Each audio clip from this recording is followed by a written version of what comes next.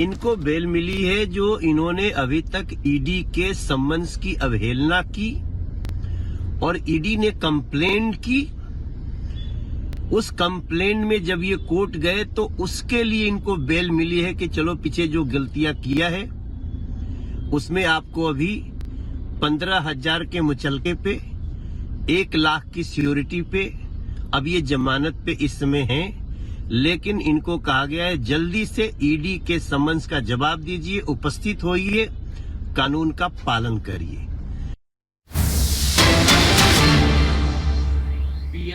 Trade की team ने गिरफ्तार किया है, उनको दिल्ली लाया गया है। अब इन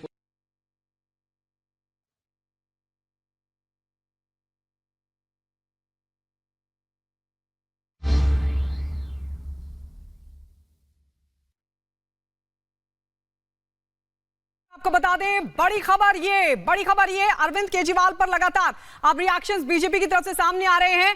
अरविंद केजरीवाल पर मनोज तिवारी ने तंज कसा है। मनोज तिवारी ने यह कहा है कि पेशी से जरूर छूट मिली है, लेकिन ईडी का जो मसला है उस पर लगातार कार्रवाई का सिलसिला बना हुआ है। आपको बता दें केजरीवाल को ईडी के समन का सामना करना होगा, ये मनोज तिवारी कह रहे हैं। बीजेपी की तरफ से रिएक्शन आ गया। आज ही अरविंद केजरीवाल को जमानत मिली है। दरअसल पेशी से छूट मामले में उनको जमानत दी गई है और इस बीच आपको बता दें अरविंद केजरीवाल पर मनोज तिवारी ने तंज भी कसा। और इस बीच मनजिंदर सिंह सिरसा ने क्या कुछ कहा है वो हम आपको सुनवाते हैं। ईडी ने अपनी जो कंप्लेंट के तहत अरविंद केजरीवाल जी को कोर्ट ने बुलाया था, उसमें अरविंद केजरीवाल जी जमानत पर हैं। अगर ये सम्मन फर्जी थे, ये कंप्लेंट फर्जी थी, तो अरविंद केजरीवाल जी अब आपने 15,000 रुपए का मुचलका भर के जमानत क्यों ली? दूसरी बात, ये कहा जा रहा है कि अरविंद केजरीवाल जी को जमानत मिल गई। मैं बताना चाहता हूं अरविंद केजरीवाल जी को कोई जमानत नहीं मिली।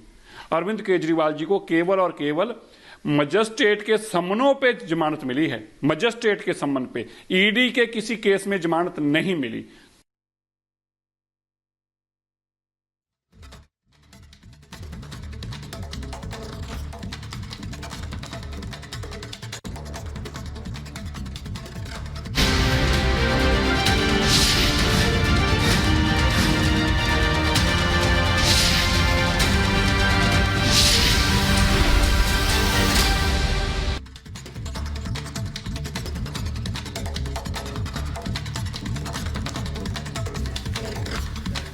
तो लोकसभा चुनाव की रणभेरी बज चुकी है और तारीखों का ऐलान आज दोपहर 3 बजे होने वाला है, यानी कि 6 से 7 चरणों में चुनाव ये समझा जा रहा है कि हो सकता है। क्योंकि पिछले चुनाव की अगर हम बात करें, 2019 के लोकसभा चुनाव की बात करें तो 7 चरणों में चुनाव हुआ था और इस बार माना जा रहा है कि 6 से 7 चरणों में चुनाव हो सकता है। तो 543 संसदीय लोकसभा सीटों के लिए आज दोपहर 3 बजे प्रेस कॉन्फ्रेंस की जाएगी चुनाव आयोग की तरफ से और आज ही तारीखों का ऐलान होने वाला है।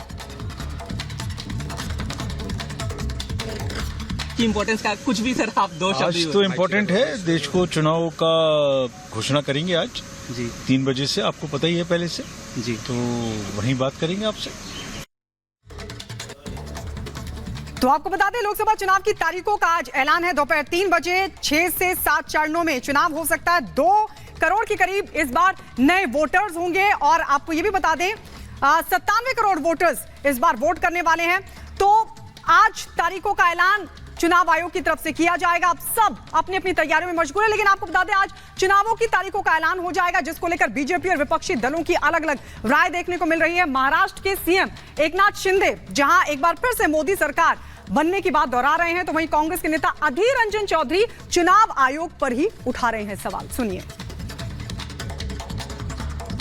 चुनाव में पूरे देश में 400 पार मोदी जी के लिए पूरी 400 पार की जो सब लोगों ने तय किया है, इस बार 400 पार ये गारंटी लोगों ने ली हुई है और महाराष्ट्र में इस बार 45 पार ऐसा माहौल है।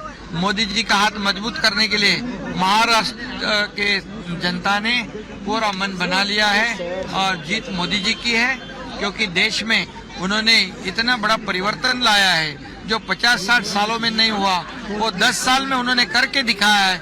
इसलिए लोगों को इस बार भी मोदी सरकार चाहिए। चुनाव आयोग किसी पक्ष का ना होना चाहिए। हमें ये बात इसलिए कहना पड़ती है कि पिछले कई चुनाव में हमने देखा है कि आचार संहिता, जो कोड ऑफ कॉन्डक्ट कहते हैं हम लोग, जो चुनाव ऐलान होने के बाद देश में चालू हो जाते हैं, बहाल हो जाते हैं, उस समय आम वोटरों को लुभाने के लिए आज सत्तारूढ़ पार्टी और खासकर देश की प्रधानमंत्री कभी कभी इसका बेजा इस्तेमाल करते हैं। तो लोकसभा चुनाव की तारीखों का आज ऐलान होने वाला है और लोकतंत्र के महापर्व को लेकर देश में गजब का माहौल देखने को मिल रहा है। पंजाब में क्या कुछ कह रखे हैं लोग, और खासतौर पर जो चिट्ठी लिखी गई प्रधानमंत्री नरेंद्र मोदी द्वारा देशवासियों के नाम, इसी से जुड़ी एक रिपोर्ट हम आपको दिखाते हैं। क्या लगता है आपको, आज चुनावों की तारीख डिक्लेयर होने वाली है, किस कामों को देख करके आप वोट डालेंगे? हाँ, देखिए, हम लोग शहर में रहते हैं, ठीक है, तो हम ये कहें कि जी मोदी सरकार ने लोगों को घर दे दिए, गरीबों को ये दे दिया, गैस दे दिया, ये कर दिया, वो कर दिया, हो सकता है शायद वो दूसरी गवर्नमेंट भी करती होती, लेकिन हम लोग जो शहरी लोग हैं वो किस चीज़ से ज़्यादा पीड़ित होते हैं, वो है भ्रष्टाचार, ठीक है ना, अनऑथोराइज्ड कंस्ट्रक्शंस, सफाई ना होना, जैसे है कोई प्लान बननी लेकिन वो प्लान कभी भी मैच्योर ना होनी।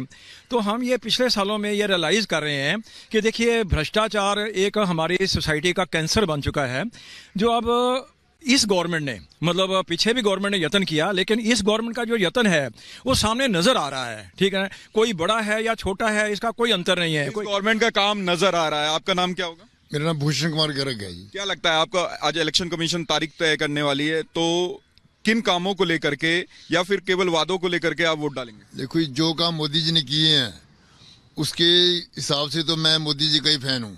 मैं लगातार हम आपको दिखा रहे हैं कि किस तरह की तैयारी, अलग अलग राज्यों से वो रिपोर्ट भी हम आपको दिखा रहे हैं, पंजाब का माहौल हम आपको दिखा रहे थे। तो चारू जी भी मेरे साथ हैं, बीजेपी के स्पोक्स पर्सन हैं, दुष्यंत नागर जी हैं, संजीव कौशिक जी हैं, सूर्य मैथिल जी हमारे साथ हैं। चारू जी, आप लोगों ने तो एक बड़ा लक्ष्य निर्धारित किया हुआ है, 400 पार, अब वो घड़ी भी नजदीक आ रही है, 3 बजे का वक्त है, 11:15 हो चुके हैं। क्या लग रहा है कि ये 400 पार इतना आसान है? तैयारी तो उसके लिए देख ही रहे हैं। आसान और मुश्किल की बात नहीं है, ये देश की ज़रूरत है। और जैसा आप सुबह बोल रही थी, परीक्षा देने का समय आ गया है, तारीख अनाउंस होने वाली है, लेकिन फिर भी बहुत सारे ऐसे विद्यार्थी हैं जो परीक्षा देने आते ही नहीं, इस डर से कि शायद वो फेल हो जाएंगे, तो वो परीक्षा देना ही नहीं चाहते। हमारी तरफ से हम पूरे 5 साल निरंतर दिन रात पढ़ाई करते हैं, मेहनत करते हैं, जनता के बीच रहते हैं, अपने पॉलिसीज़ को कोने कोने तक देश के पहुँचाते हैं। और कुछ स्टूडेंट्स ऐसे भी होते हैं दुष्यंत जी, पूरा साल पढ़ाई नहीं करेंगे लेकिन अंत में भगवान जी के चरणों में चले जाएंगे कि भगवान जी पास करा देना। बिल्कुल आपने सही कहा। और ये चरणों में किन किन के चले गए? चंद्रबाबू नायडू, जयंत चौधरी, नवीन पटनायक, केसीआर, नीतीश कुमार, देवगौड़ा जी, अजीत पवार, एकनाथ शिंदे, दुष्यंत चौटाला, चिराग पासवान, और भी कई नाम है जिनको मैं ले सकता हूँ। इनको तैयारी क्या है सर? मैं बता रहा हूँ, चारू जी ने और इनकी पार्टी ने इनको अभी जोड़ा है 2 महीने पहले, तो डरे हुए हैं। 400 तो लगता नहीं, मुझे लगता है 200 के आसपास इनका कुछ बन सकता है। ऐसा आपको भी लग रहा है क्या संजीव जी? 400 पार लगातार ये बात हो रही है, आखिर ऐसा कौन सा सेटिंग है, कैसे, किस तरह से, कुछ है क्या, कुछ जादू है उसमें, बक्से के पीछे कुछ जादू है क्या?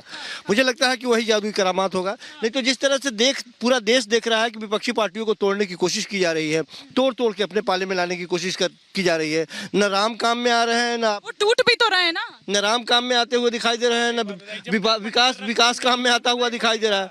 तो लगातार जिस तरह से संवैधानिक संस्थानों का एक प्रेशर बना करके तोड़ा जा रहा है, एक प्रेशर बनाकर तोड़ा जा रहा है, और साम दाम दंड भेद जो है सूर्य मैथिल जी वो अपनाए जा रहे हैं। वो कह रहे हैं आएगा कहां से? धन्यवाद। पहले तो पूरे देश को भारत माता की जय, वंदे मातरम। और उन्होंने कहा ना कि जादू है, बिल्कुल सही है, जादू है।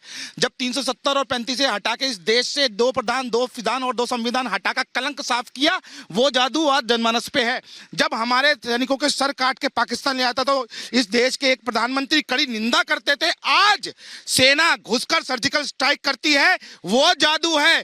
इस देश की अर्थव्यवस्था 5वीं सबसे बड़ी अर्थव्यवस्था बन गई है। हम विश्व आर्थिक पटल पर एक चमकता हुआ सितारा सूर्य बन गए हैं, वो जादू है। 4 ट्रिलियन इकोनॉमी जादू है, make in India, made in India जादू है। और साथ ही साथ मैं बताऊं, हर घर में नल से जल, हर बहन को इज्जत घर और हर गरीब को पक्का मकान, ये भी जादू है जो 400 पार लेके जाएगा।